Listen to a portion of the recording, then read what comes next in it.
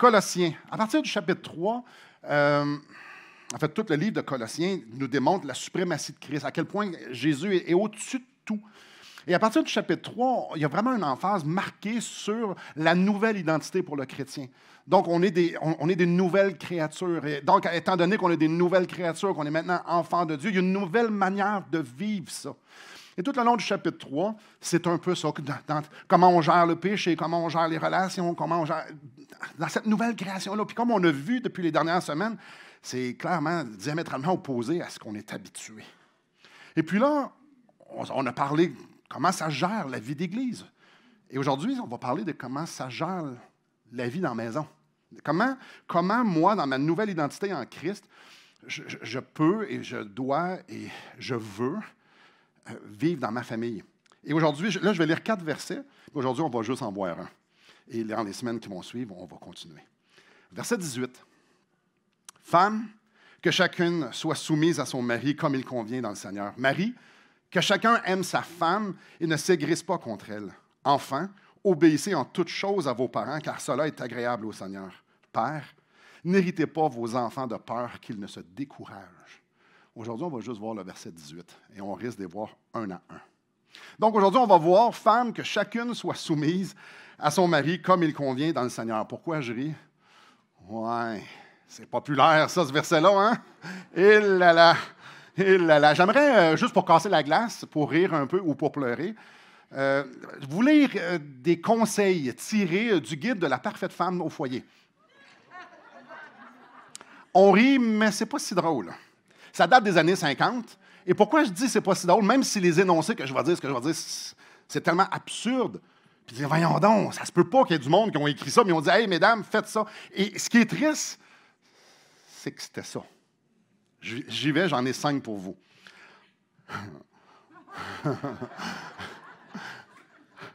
Environ 15 minutes avant que votre mari rentre, prenez une courte pause pour vous préparer. Retouchez votre maquillage, remettez vos cheveux en ordre et refaites-vous une beauté. Il a vu des gens fatigués par le travail toute la journée, alors soyez impeccables. Bon, une fois. Ben voyons. C'était un des plus soft, celui-là. Là. OK, on continue. Peu importe ce que vous avez besoin de parler avec votre mari et combien ça vous importe, le moment de son arrivée à la maison n'est pas le bon moment pour le faire. Ces sujets de conversation sont plus importants, donc laissez-le parler en premier. Là, j'espère juste de ne pas être pris d'être cité hors contexte. Troisième, son confort est votre priorité.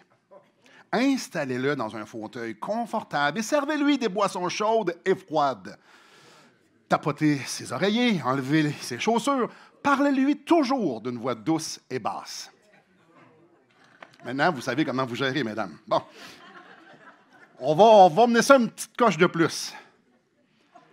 Ne remettez pas en question ses jugements ou ses actions. Souvenez-vous, c'est le maître de la maison et il peut exercer sa volonté comme il le souhaite. Vous n'avez aucun droit de discuter de cela. Ça existe encore, Simon? Oui, ça existe encore dans certains pays et peut-être même ici. Mais le pire, écoutez bien, mesdames, une bonne épouse sait rester à sa place. En anglais, c'est « knows her place ».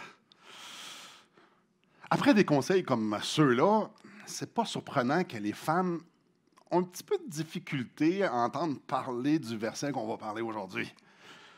Femmes, que chacune soit soumise à son mari comme il convient dans le Seigneur. Quand on regarde l'histoire de l'humanité, la place de la femme, si on regarde dans différentes cultures, même encore aujourd'hui, on peut très bien comprendre la réticence pour certaines femmes ou pour les femmes de se faire dire d'être soumises. On s'entend, il y a eu, ça fait 6000 ans qu'il y a de l'abus dans ce domaine-là. Et pire encore, ce matin, c'est un homme en plus qui va parler de la soumission de la femme. N'en demeure pas moins que ce n'est pas un guet-apens. Je dis, ce matin, les femmes, je vous parle dans le casque. On est rendu au verset 18. Si vous ne me croyez pas, allez voir sur YouTube, verset 17, il est là. Mais le 19 n'est pas là, puis le 18 non plus, on le voit le matin. On est rendu là dans Colossiens. Puis ce qui est extraordinaire de prendre des livres puis des passer de couvert à l'autre, on passe sur des sujets que jamais j'aurais choisi de choisir, de parler. Mais c'est dans la parole de Dieu.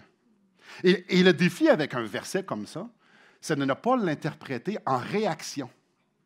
Donc, je regarde les 6000 dernières années, puis je vais interpréter ce verset-là avec ce que je connais de l'histoire ou avec les souffrances qu'on a vécues. C'est tellement facile d'interpréter la Bible en réaction avec notre culture, en réaction à la... Non, on ne veut pas faire ça. C'est pas ça. L'angle, c'est vraiment, qu'est-ce que Dieu veut nous dire à matin, là? Qu'est-ce qu'il voulait dire aux Colossiens? Quand Paul écrit ça, qu'est-ce qu'il voulait leur dire? C'est ce que je vous propose ce matin. Une chose est certaine, ses frères et sœurs, Dieu ne se trompe pas quand il dit aux femmes d'être soumises à leur mari. Son plan, il est parfait parce que c'est un Dieu parfait. Ce matin, on va regarder 3 choses. On va regarder que la soumission, c'est biblique. On va aussi regarder à quoi ressemble la soumission qu'ici Paul est en train de parler. Puis on va regarder ce que la soumission n'est pas. Donc, commençons par le début. Est-ce que c'est biblique, l'histoire de la soumission? C'est bien important qu'il y a 2 façons, qu'on réalise qu'il y a 2 façons qu'on peut constater dans la parole de Dieu que la soumission est biblique. La première, c'est Dieu a établi l'autorité. Dieu donne l'autorité. Donc, si Dieu donne l'autorité, inévitablement, s'il y a du monde de soumis, s'il donne à un groupe ou à une personne, il y a des gens qui vont être soumis à l'autorité. Donc, on voit les 2. On voit les 2, je vous passe un petit peu en revue quelques sphères dans lesquelles il y a clairement autorité et soumission. Dès le début, dans le jardin d'Éden, Dieu établit que c'est lui qui c'est le maître. Puis non seulement ça, c'est que c'est lui qui fait les lois. Je vous le lis dans Genèse 2. L'Éternel, Dieu, donna cet ordre à l'homme. Donc, c'est l'Éternel qui donne un ordre à l'homme. Déjà en partant, l'autorité est établie. Tu pourras manger de toutes les arbres du jardin, mais tu ne mangeras pas de l'arbre de la connaissance du bien ou du mal. Donc, il y a une loi. Non seulement Dieu, c'est le maître, c'est le législateur, c'est lui qui fait les lois. Car le jour où tu en mangeras, tu mourras certainement. C'est aussi le juge. Donc, clairement, Dieu établit l'autorité. Adam et Ève devaient être soumis à cette autorité-là. En ce qui concerne la sortie d'Égypte, Dieu établit Moïse comme chef du peuple. Donc, le peuple devait être soumis à Moïse. Pour ce qui est du culte religieux, la vie religieuse, Dieu avait établi les souverains sacrificateurs et le reste des Lévites devaient se soumettre aux souverains sacrificateurs. Autorité, soumission. Il y a des lois civiles. Dieu a établi des lois civiles. Donc, Dieu a donné l'autorité à certains et le peuple doit se soumettre à l'autorité. Je vous lis ici Romains 13, 1. Que toute personne soit soumise aux autorités supérieures. Car il n'y a point d'autorité qui ne vienne de Dieu. Et les autorités qui existent ont été instituées de Dieu. Donc, Dieu a institué l'autorité et les gens doivent se soumettre à l'autorité parce qu'elle vient de Dieu. Dans l'Église, Dieu a donné des hommes pour diriger le troupeau et les brebis doivent se soumettre à l'autorité. Là, on fait « Oh, ça ne sonne pas bien. » Laissez-moi vous lire la parole de Dieu. Hébreux 13, 17. Obéissez à vos conducteurs, ayez pour eux de la déférence, un grand respect. Car ils veillent sur vos âmes, dont ils devront rendre compte. Pour ce qui est du travail, Dieu a donné l'autorité aux maîtres et aux serviteurs. Eux, ils doivent obéir. Au verset 22. Serviteurs, obéissez en toutes choses à vos maîtres. Autorité, soumission. Concernant les enfants, Dieu a donné l'autorité aux parents et les enfants doivent se soumettre. On voit ça au verset 20. Enfants, obéissez en toutes choses à vos parents. Même au sein de la Trinité, il y a le concept autorité-soumission. Dieu le Père a l'autorité, Dieu le Fils se soumet. Quand il dit « non pas ma volonté, mais la tienne », il reconnaît que c'est Dieu qui mène, que c'est Dieu qui dirige. Alors, on ne devrait pas être surpris de lire au verset 18, « Femme, que chacune soit soumise à son mari. » Dans toutes les sphères, il y a une autorité puis une soumission. C'est simple. Facile. Numéro 1. Mais ce n'est pas si simple que ça. Parce qu'Adam et Ève n'ont pas vraiment été soumis à Dieu. Le peuple d'Israël en sortie d'Égypte n'ont pas vraiment été soumis à Moïse. Les Lévites ne se sont pas nécessairement soumis au souverain sacrificateur non plus. Est-ce qu'on se soumet toujours au gouvernement? C'est variable peut-être. Les enfants, est-ce qu'ils sont toujours soumis aux parents? Si vous en avez, vous allez peut-être dire, pas trop. S'ils sont ensemble, vous allez dire, un petit peu, oui. Bon. Comme pour le reste, le péché vient souiller ce que Dieu a fait de beau, ce que Dieu a fait de parfait. L'autorité et la soumission, c'est quelque chose de glorieux. C'est Dieu qui l'a institué en partant de lui-même. Mais quand on parle d'autorité et soumission, ça nous sort de notre zone de confort totalement, peu importe. On parle de quelle autorité? Son boss. Imaginez avoir un boss qui n'est pas bon. Tu sais, là, un vrai incompétent. Dieu me dit, sois soumis. Donc, peu importe la sphère, c'est dur la soumission. Et la raison est fort simple. Parce qu'on n'aime pas ça, se faire dire quoi faire. On n'aime pas ça, se faire dire quoi, comment faire les choses ou nos priorités. On n'aime pas ça. On aime ça que ça se passe comme on veut. Tous les êtres humains sur la Terre aiment ça que ça se passe comme ils veulent. Et peut-être que comme ils veulent, ça veut dire qu'ils vont laisser le choix aux autres de choisir, mais ça revient encore. On aime ça être dans notre zone de confort. C'est rare qu'on se lève le matin et dise hey, « j'aimerais ça me mettre dans le trouble ». C'est rare. C'est rare. Peu importe la sphère. Dans mon royaume, où est-ce que je suis le roi, où est-ce que je fais les règles, c'est moi qui décide. Alors, quand on parle de soumission, ouais. Il y a un passage qui parle de ça. Venez avec moi dans Jacques chapitre 4. Laissez votre main dans Colossiens, bien évidemment. Jacques chapitre 4. Et ça, c'est un des passages qui graphine un peu, qui nous parle de la soumission, qui nous parle du problème de la soumission. Jacques chapitre 4, au verset 6. La dernière partie du verset 6. Dieu résiste aux orgueilleux, mais il fait grâce aux humbles. Soumettez-vous donc à Dieu. Résistez au diable et il fuira loin de vous. Approchez-vous de Dieu et il s'approchera de vous. Nettoyez vos mains, pécheurs. Purifiez vos cœurs, hommes irrésolus. Sentez votre misère. Soyez dans le deuil et dans les larmes. Que votre rire se change en deuil et votre joie en tristesse. Peut-être vous dire, hey, on est supposé se réjouir tout le temps. Mais quand on regarde notre condition pécheresse, quand on regarde notre insignifiance dans l'univers, quand on regarde notre petitesse à comparer de Dieu, c'est pour ça que ça dit au verset 7, soumettez-vous donc à Dieu. Nous, on aime être dans la joie, on aime se réjouir, c'est pas nécessairement mal. Mais souvent, ça va nous enlever l'idée de soumission parce qu'on va contrôler nos vies pour être justement dans cette zone de confort-là. Dieu dit à un instant, Simon, tu n'as pas de royaume. Arrête de te faire une vie où est-ce que c'est toi qui penses, qui mène. Tu n'es pas un roi, là. Ici, il est en train de dire, approchez-vous de Dieu, tu soumets-toi à Dieu, sens ta misère, humilie-toi. Dieu est en train de nous dire ici, reconnais c'est qui le vrai roi, puis soumets-toi à moi. Alors oui, la soumission, c'est biblique. C'est clairement biblique. On peut retourner dans Colossiens. Clairement biblique. La soumission fait partie du plan de Dieu. Et oui, notre nature pécheresse fait en sorte qu'on n'a pas envie d'être soumis à aucune autorité, même pas à Dieu. Pourtant, la soumission, l'autorité de la soumission, c'est dans le plan parfait de Dieu. Alors, quand on lit à la fin du verset 18, « Comme il convient dans le Seigneur », on doit comprendre que dans la sphère de Dieu, dans le royaume de Dieu, dans la famille de Dieu, la norme, c'est d'être soumis. Là, je suis en train de m'adresser aux femmes, aux hommes et aux femmes. Les deux. Tout le monde, dans le royaume de Dieu, c'est la norme, se soumettre, avoir cette attitude-là de soumission. Avoir cette attitude-là que ce n'est pas besoin que ça se passe à ma manière. Alors oui, c'est pour la femme, mais oui, c'est pour tout le monde. Dieu établit un ordre dans toutes les sphères de l'existence. Personne n'est indépendant. Personne est son propre roi. Personne est exclu de quelconque soumission. Tout le monde est soumis à quelqu'un de supérieur à soi, à quelqu'un qui est en autorité. Pas supérieur, mais en autorité. Ce qui m'amène à la deuxième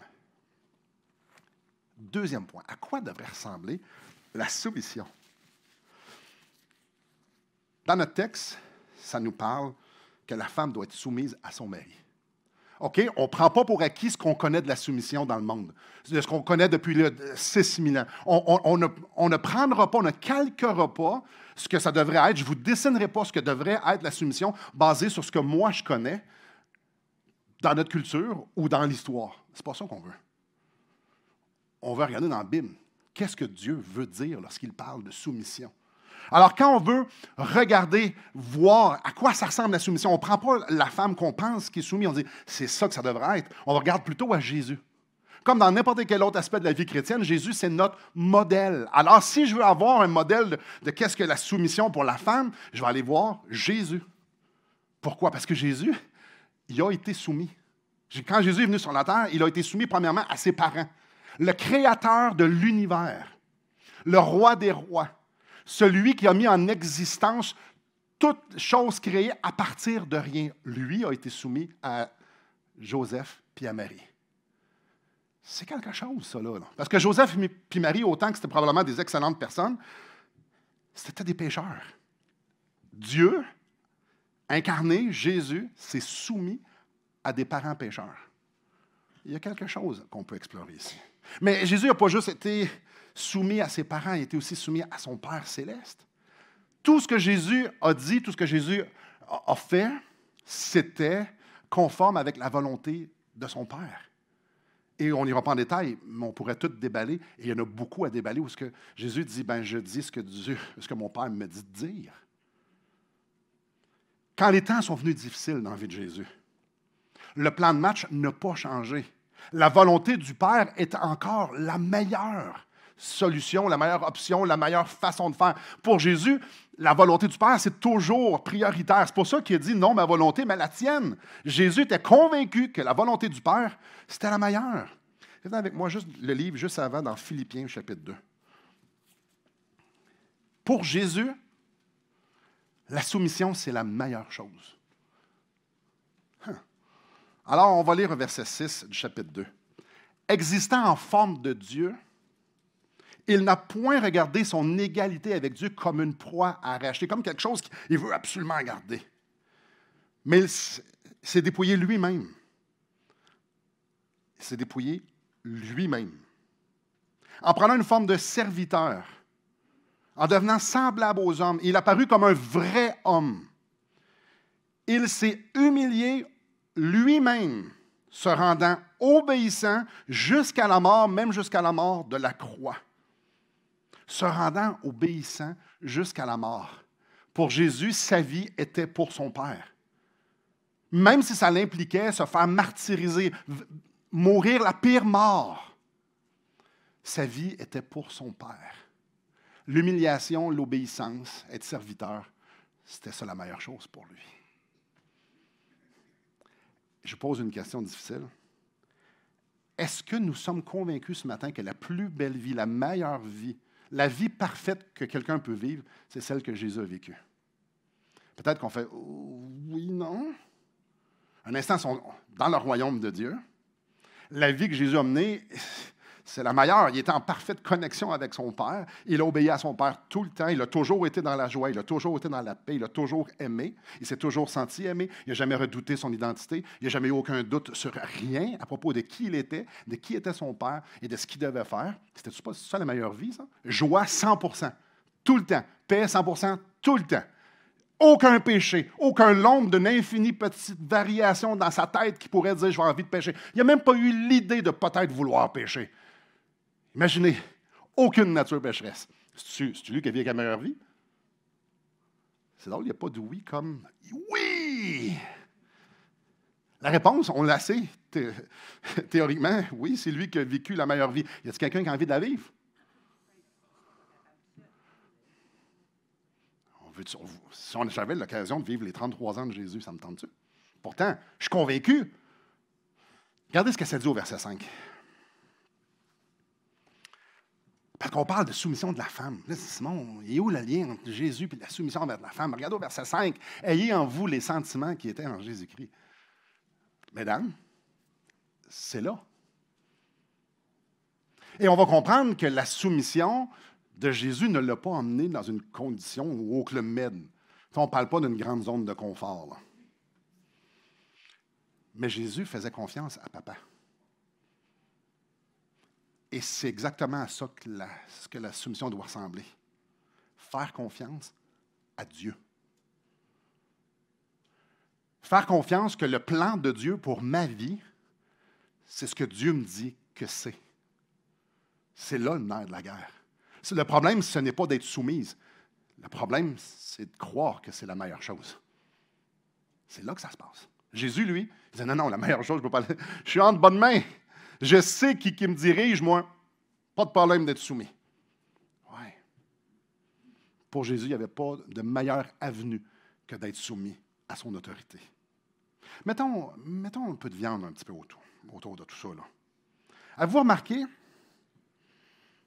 on retourne dans Colossiens, femme que chacune soit soumise à son mari comme il convient dans le Seigneur. Avez-vous remarqué que ce n'est pas conditionnel à ce que le mari soit digne, qu'il soit bon. La soumission n'est pas conditionnelle à qui est le mari. Messieurs, écoutez bien ça. Non plus, je vais en parler tantôt à la fin, là, mais non plus, ce n'est pas demander au mari d'imposer à leur femme la soumission. Non. La femme se soumet à son mari parce qu'elle a confiance que Dieu veut la meilleure chose pour elle. Ce n'est pas nous qui assujettissons nos femmes, c'est les femmes qui font non, Dieu, son plan est le meilleur. Très différent. C'est Dieu qui le demande. C'est Dieu qui demande ça. C'est jamais les messieurs, là. J'en reviens tantôt, mais là, il faut que j'en parle. Ce n'est pas les hommes qui demandent aux femmes, qui proposent aux femmes, qui manipulent sa femme. Quand je dis manipuler, c'est dire, regarde, cocotte, qu'est-ce qui est écrit, là? Vas-y. Ça, c'est de la manipulation. Je reviens tantôt à ça. Oh, et mes notes sont toutes parties tout croche. Super. À cause que la femme a Dieu comme maître, elle peut être soumise à son mari parce qu'elle a espoir en Dieu. Il y a des femmes qui n'ont aucun espoir dans leur mari. Et toutes les femmes, incluant la mienne, ne devraient pas avoir confiance en moi, mais avoir confiance en qui je suis. Jésus, c'est lui que je suis. Alors l'espoir est en Dieu. L'espoir, c'est que Dieu, pour la femme, Dieu va me diriger dans de verts pâturages parce que c'est ça qu'il fait, parce que l'Éternel, c'est mon berger, puis je ne manquerai de rien. Puis il va me conduire dans de verts pâturages. Alors, peu importe c'est qui mon mari, je sais que Dieu, son plan, c'est là qu'il va m'emmener. Je fais confiance à Dieu. La soumission de la femme envers son mari ne prévaut jamais sur l'autorité que Dieu a. C'est dans le Seigneur que ça se fait. Une femme est appelée à suivre Jésus, son Seigneur, d'abord et avant tout. Toute demande ou toute direction qui n'est pas biblique, qui n'a pas pour résultat la louange et honorer Dieu, ce n'est pas biblique. C'est dans le Seigneur, la soumission. Si c'est contre les valeurs morales de Dieu, la femme se soumet à Dieu en premier parce que c'est un enfant de Dieu en premier. C'est ça son identité.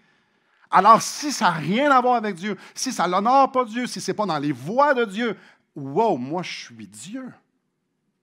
Donc, oui, la femme se soumet en toute chose à son mari, toute chose qui honore Dieu. Maintenant, j'aimerais qu'on regarde brièvement ce que ce n'est pas la soumission. Ça va nous aider à peut-être éclaircir un petit peu ce que c'est. Je vous propose 5 choses. La soumission ne veut pas dire que la femme, sa place, c'est devant les fourneaux. Rachel, la femme d'Isaac, de Jacob, était bergère. Lydie était marchande de pourpre. La femme virtueuse, dans Proverbe 31, c'est une femme d'affaires aguerrie. Donc, l'idée que la femme est réduite au fourneau, non. On ne regarde pas les 6 derniers millénaires. On va regarder dans la Bible. Et il y en a plein de femmes qui travaillent et qui sont très accomplies dans la parole de Dieu. Donc, si le Seigneur dirige comme tel, oui, elle peut avoir une carrière extraordinaire dans le domaine que le Seigneur la dirige. Et si le Seigneur la dirige comme telle, elle peut être une femme à la maison, il n'y a aucun problème. Il y a pas de, une femme n'est pas plus accomplie parce qu'elle a une grande carrière ou si elle est à la maison. Ça n'a pas rapport. Je suis juste en train de dire que Dieu peut très bien diriger l'un ou l'autre. La soumission ne veut pas dire que nécessairement que la femme doit rester à la maison. C'est toujours selon comment le Seigneur dirige. Deuxième chose. C'est peut-être juste bizarre que je dois dire ça, mais bon. Soumise et servante, ce ne sont pas des synonymes. On doit faire attention. Moi, j'ai 46 ans, je suis né en 1977, donc j'ai vu l'ancienne manière. J'ai vu les répercussions du guide parfait de la femme au foyer de 1950. On est vraiment assis sur un héritage de masculinité excessivement toxique, d'autorité excessivement toxique. Alors, il faut faire bien attention. Soumise et servante n'est pas la même chose. L'idée que la femme est là pour prendre soin des autres, l'idée que la femme est là pour servir l'homme, non. Non, non, non.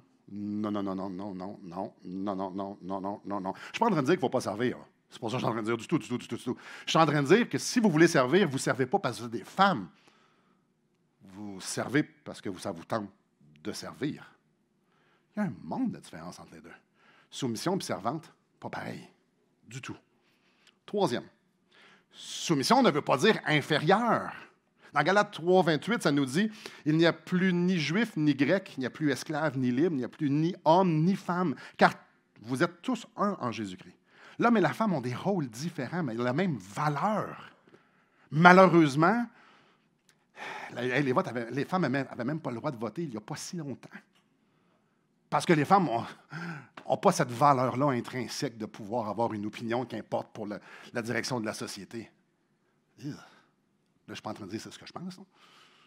Quatrième, justement, les femmes n'ont pas les capacités. Il y a plein d'affaires, il y a plein de choses qui sont véhiculées, que les femmes, dans certains domaines, sont moins que les hommes. Puis ça fait d'eux autres comme ils ont moins de capacités. Ah, ouais. Les femmes sont moins compétentes que les hommes. Ah. Ça pourrait-tu juste qu'on n'est pas équipé pareil dans tout, règle générale? Est-ce que les femmes peuvent être plus extraordinaires qu'un homme? J'espère. J'espère. On n'a pas le monopole de la perfection, là. On ne l'a pas pantoute, même.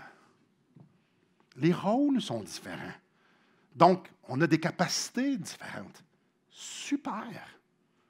On devrait célébrer ça et non pas qu'il y ait une façon qu'on regarde de haut l'un ou l'autre. Cinquième, soumission n'égale pas la passivité. Pourquoi je dis ça? Parce que certaines personnes, on nourrit l'idée que la soumission voulait dire que la femme n'a pas le droit à son opinion. Donc, elle devrait être silencieuse. Non, non, non, non, non, non, non, non, non, non, non, non, non, non. Non, non, ou bien non, que la femme devrait toujours dire oui. Non, non, non, non, non, non, non, non, non, non, non. La femme est essentielle au couple. Pourquoi? Parce que nous autres, on est une gang de cabochons, les gars. Puis Dieu a donné une sagesse aux femmes extraordinaire. C'est pas beau, ça? Nos femmes ont des vertus que nous, on n'a pas. Nos femmes sont là pour compenser notre personnalité déficiente. Alors, si la femme doit se taire, moi, je suis dans le trouble. Parce que j'ai besoin que ma femme me dise « T'es pas dedans le grand, là. » Mais quelle arrogance de penser que la femme doit toujours dire oui quand nous, on a besoin de se faire dire non des fois. La soumission n'a rien à voir avec le silence. Au contraire, mesdames, ce que vous avez à dire, ce n'est pas juste important, c'est essentiel. J'amène quelques réflexions ici. J'aimerais ça vous présenter la soumission telle que ça devrait être. Écoutez bien ça. Le reste, c'était l'introduction. C'est les prochains 5 minutes qui sont... Écoutez, là, si vous êtes en train de dormir, c'est le temps de réveiller. Si l'autre personne dort, là, c'est le temps de le réveiller. Là. L'homme et la femme marchent en regardant au Seigneur. On marche main dans la main sous le regard de Dieu. Notre but, c'est d'avancer ensemble. Notre but, c'est de regarder en haut et de dire, Seigneur, c'est à toi qu'on veut plaire. Donc, la femme est soumise à Dieu et l'homme est soumis à Dieu. Les deux veulent que Dieu dirige les décisions. Oh, Seigneur, on veut prendre toutes les décisions pour t'honorer. Les deux veulent avoir des priorités qui pointent vers Dieu et qui font en sorte que ça donne une vie qui est centrée sur Dieu. Les deux veulent avoir des habitudes qui représentent bien le Seigneur, qui honorent le Seigneur. Les deux veulent que la famille ait des valeurs qui honorent Dieu. Super! Les deux regardent la même place et les deux veulent la même chose. On veut que tu sois vivant, on veut que tu sois présent dans nos vies, dans chaque aspect de nos vies. Alors, étant donné que moi, ce que je veux, c'est que ma vie soit dirigée sur la traque de chemin de fer qui m'amène directement à Dieu, et tout ce que je vais dire et faire, ça va plaire à Dieu. J'ai besoin d'inclure ma femme parce que je reconnais mes limitations. Et je veux tellement, mais tellement plaire au Seigneur que je veux qu'elle m'aide à ce que je plaise au Seigneur. Je veux qu'elle m'aide pour dire, Simon, elle voit les choses différemment de moi. Je veux qu'elle me dise, Simon, dans tel aspect, il me semble que c'est le même qu'on devrait faire. Il me semble que c'est comme ça que Dieu serait mieux honoré. Je n'ai besoin d'elle. L'histoire là-dedans, c'est pas que moi, je veux que ça marche à ma manière, mais que Dieu dirige nos vies. Alors, je vais aller vers ma femme pour qu'elle m'aide à diriger notre famille, ma vie, nos vies, vers Dieu. Ma femme m'a donné une mine d'or. Une mine d'or pour qu'on puisse vivre dans le royaume de Dieu, agréable à Dieu. Je la veux. Je la veux proche de moi.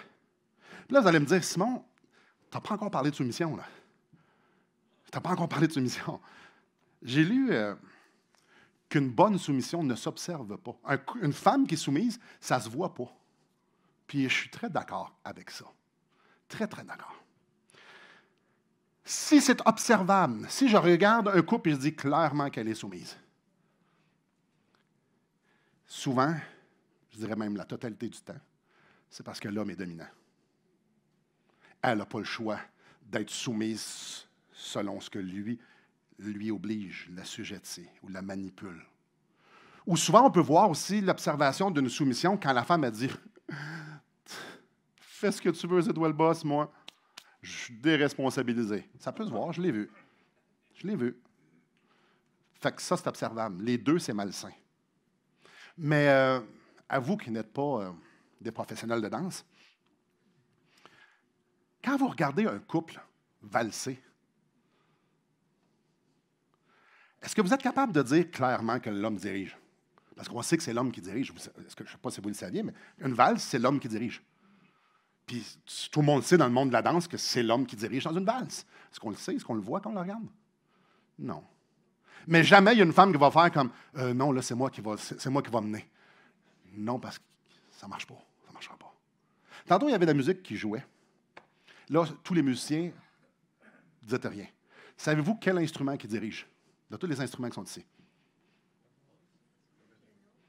C'est le drum. Pas pire, hein? C'est le drum. Alors, vous écoutez un ensemble de musique, un groupe de musique, puis vous faites comme « Wow, c'est donc bien beau! » Il y a quelqu'un qui dirige. Il y a quelqu'un qui dirige, puis c'est lui qui donne le tempo. Puis s'il varie, les autres, il faut qu'ils suivent.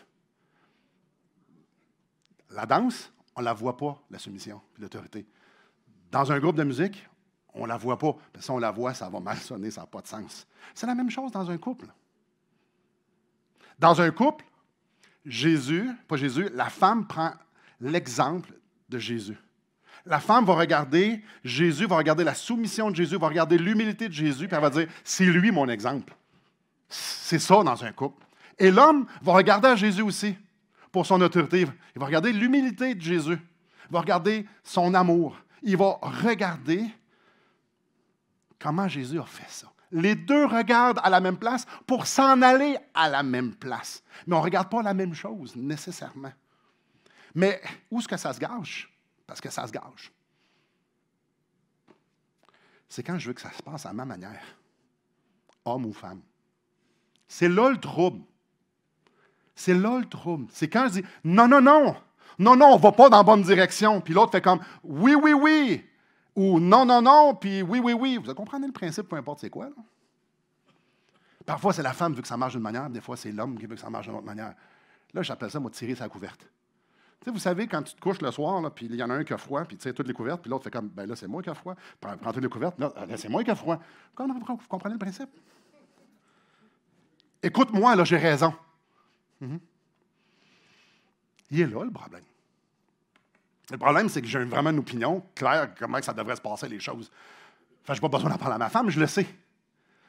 Puis elle peut dire la même chose de l'autre bord. Ouais, là, on est rendu très loin qu'on fait ça, de prendre exemple sur Jésus. Parce que Jésus ne faisait clairement pas ça, ni dans la soumission, ni dans l'autorité. Quand un homme, écoutez bien ça, quand un homme prend une décision sans tenir compte des conseils de sa femme, quand un homme prend une décision qui n'est pas dans la collaboration, qui n'est pas dans cette unité de vision de vouloir marcher à la gloire de Dieu, quand l'homme prend une décision qui lui semble bonne, mais qui finalement, pour lui, est en train de détruire son couple, est en train de détruire sa famille. Quand une femme ne fait pas confiance que Dieu va diriger son mari, parce que c'est un bon berger, Dieu. Quand une femme ne fait pas confiance, puis qu'elle doit contrôler, là, Dieu ne sera pas capable de dire, Dieu ne sera pas capable de faire arranger ça, il faut que je contrôle. Elle est en train de détruire son couple, puis elle est en train de détruire sa famille. C'est fascinant, hein?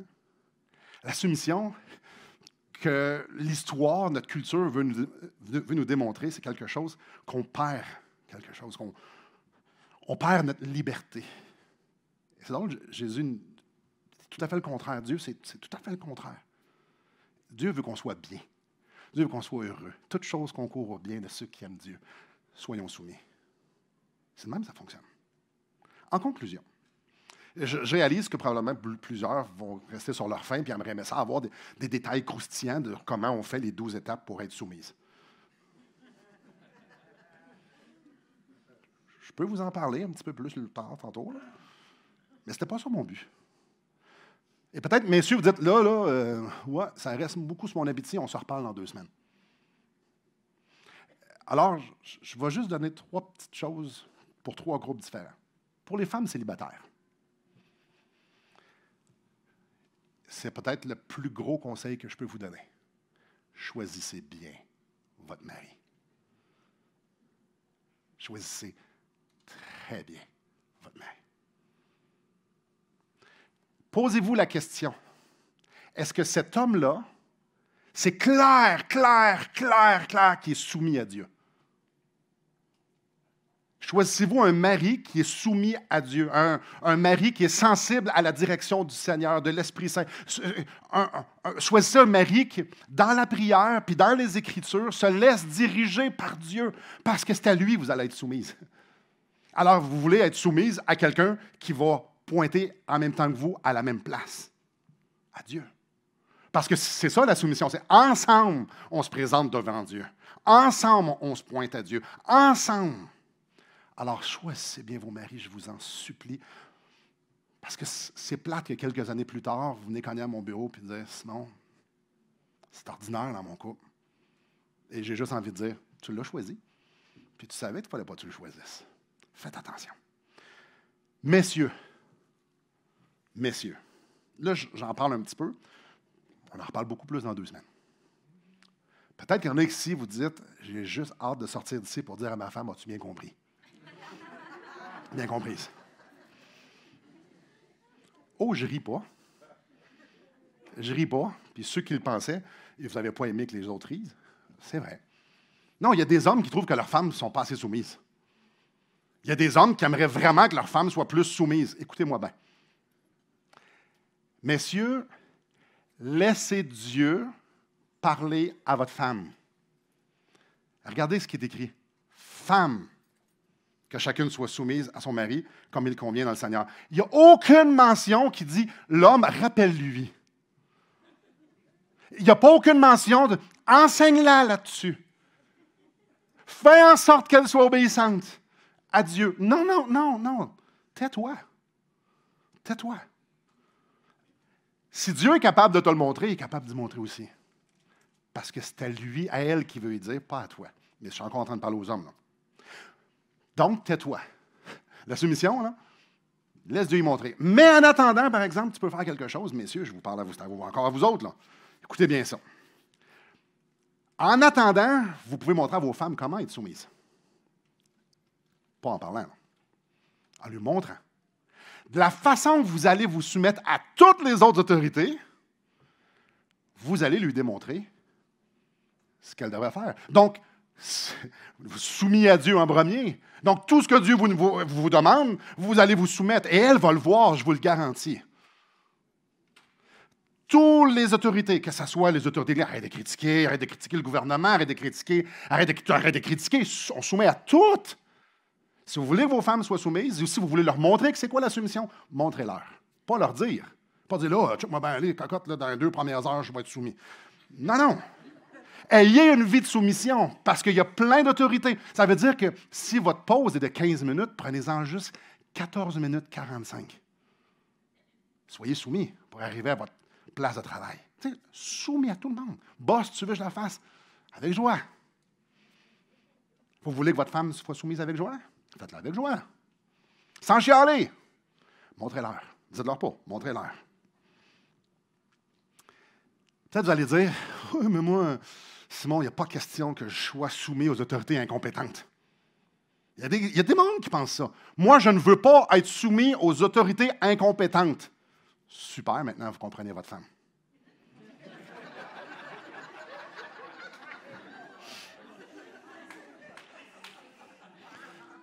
Et si vous regardez ma face, ça ne se voulait pas comme une blague.